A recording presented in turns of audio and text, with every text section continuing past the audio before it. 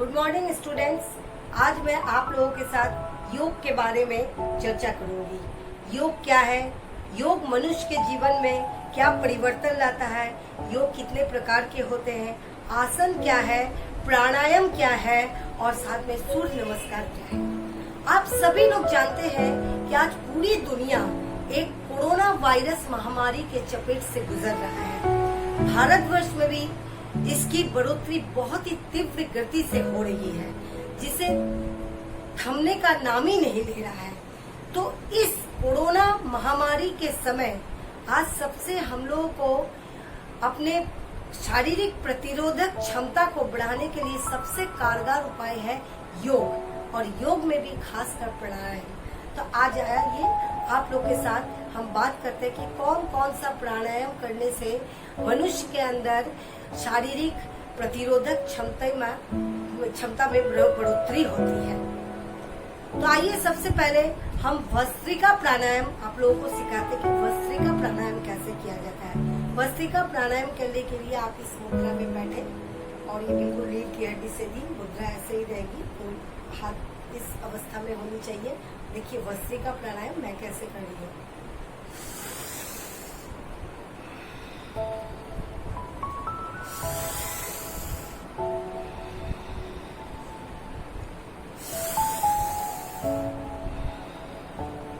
ये भस्त्रिका प्राणायाम हुआ और इसमें सांस को हम जितनी तेजी से अंदर की ओर खींचते हैं उतनी तेजी से हम बाहर भी छोड़ते हैं। इस प्राणायाम से हमें पाचन तंत्र मजबूत होने की शक्ति प्रदान होती है। ये प्राणायाम शरीर में जो रक्त परिसंचरण की वृद्धि इसी प्राणायाम के द्वारा होती है। अब मैं आपको कपालभाति करके दिखाती हूँ। कपालभाति प्राणायाम करने का मैं आपको विधि बताती हूँ।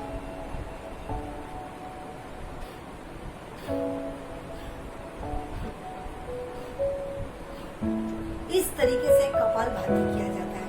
कपालभाति संपूर्ण रोगों में काम आने वाला एक रामबाण का काम करता है। कपालभाति से जो मोटापा के शिकार है उसकी मोटापा घटती है। Sugar, blood pressure, hypertension, migraine, जितने भी रोग हैं ये कपालभाति प्राणायाम के द्वारा दूर होती है। कपालभाति से सबसे एक बहुत बड़ी बात है कि मनुष्य में जो नकारात्मक सोच रहती है वो बिल्कुल दूर हो जाती है और एक चुस्त तंदुरुस्त और स्फूर्ति जीवन जीने के लिए कपालभाति प्राणायाम हम लोगों के लिए कारगर सिद्ध होता है। इसके बाद मैं अब आप लोगों को भ्रामरी प्राणायाम के बारे में बताती हूँ। भ्रामरी प्राणायाम करने की विधि ये है, ये मध्य उंगली को इस तरीके से नाक के समक्ष ले जाइए, ये दोनों अंगूठा को कान में ऐसे लीजिए और फिर आवाज कीजिए।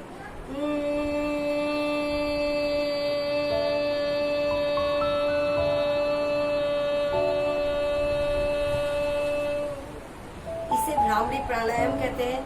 ये भौरों की जैसे गुंजन की तरह गुनगुन गुनगुन करती है। इस प्राणायाम से भी आपको तनाव बिल्कुल नहीं रहता, तनाव दूर हो जाता है। एकदम एक शरीर में एक अलग तरह की ऊर्जा की प्राप्ति होती है, मन शांत रहता है। और अगर कुछ भी गले में आपको कोई तकलीफ होती है तो इस भ्रामरी प्राणायाम के दौरान वो बहुत ही कारगर सिद्ध होती है। इसके बाद आप अनुलोम विलोम मैं करती हूँ। अनुलोम विलोम जो हमारा ये प्राणायाम है ये सारे रोगों को मुक्त करने में बहुत ही कारगर सिद्ध होते हैं। आप देखिए अनुलोम विलोम में कैसे करती है।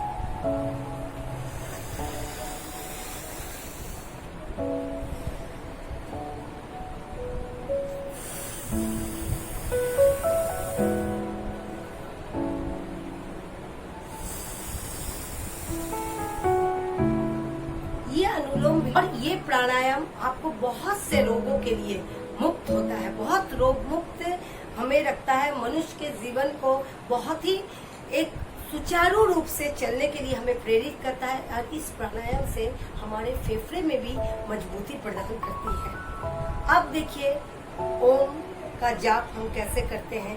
बिल्कुल ध्यान एकदम केंद्रित करके ओम का जाप, इसी मुद्रा में हम बैठते हैं और इनकी हड्डी बिल्कुल इसी अवस्था में जैसे पहले प्राणायाम जो किए थे, ओम का जाप।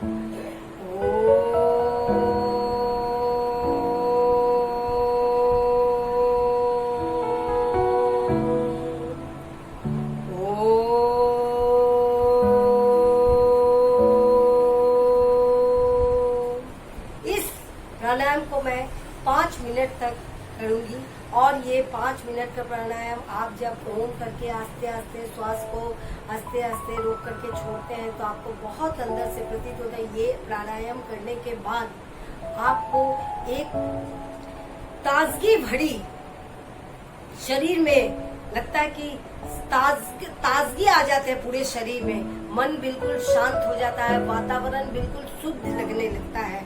और इसी तरीके से इन सबों प्राणायाम के द्वारा हम अपने इम्यूनिटी सिस्टम यानी शारीरिक प्रतिरोध क्षमता को बढ़ा सकते हैं। ये तो हुई शारीरिक प्रतिरोध क्षमता बढ़ाने की बात प्राणायाम के द्वारा। इसके अलावे भी मैं एक शारीरिक शिक्षक होने के नाते आप सबों से ये कहना चाहूंगी कि आज हम विकट परिस्थिति से गुजर रहे हैं और इसके बाद भी आर्थिक मंदी भी आने वाली है। उसका सामना करने के लिए भी हमें तैयार रहना पड़ेगा। आज जो सबसे ज्यादा डिप्रेशन में जा रहे हैं तो वो है स्टूडेंट्स, छात्र छात्राएं को तो हर पल ये सता रहे हैं कि मेरा एग्जाम कैसे होगा, मेरा सिलेबस कैसे कंप्लीट होगा, हम इस बार एग्जाम दे भी पाएंगे कि नहीं, हमारी नौकरी कब लगेगी, हम कॉम्पिटिटिव एग्जाम कौन कौन सा होगा, कौन कौन सा नहीं होगा, कैसे बैठ सकते हैं एग्जाम में। ये तरह तरह के मतलब चिंता सता रही है, मन को विचलित करती है। तो आप इसके लिए सबसे अच्छा है एक दिनचर्या बना लीजिए। दिनचर्या में आप अपने अनुसार सुबह उठते के साथ ही योग कीजिए, प्राणायाम कीजिए, सूक्ष्म व्यायाम कीजिए, कई तरह के स्पोर्ट्स एक्टिविटीज कीजिए।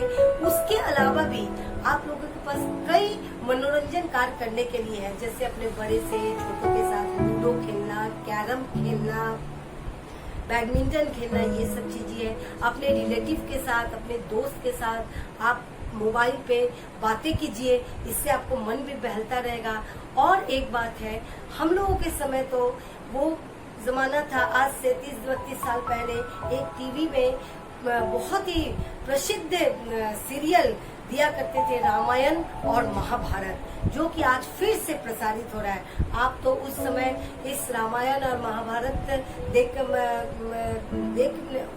आप तो उस समय इस दुनिया में पैदा भी नहीं लिए होंगे, उस समय की बात मैं कर रही हूँ। आज के डेट में आप रामायण और महाभारत को देखिए, उससे आपको काफी सीख मिलेगी, काफी सीख मिलेगी। इसी तरीके से आप मनोरंजन करते रहिए और बिल्कुल चिंता मुक्त रहिए।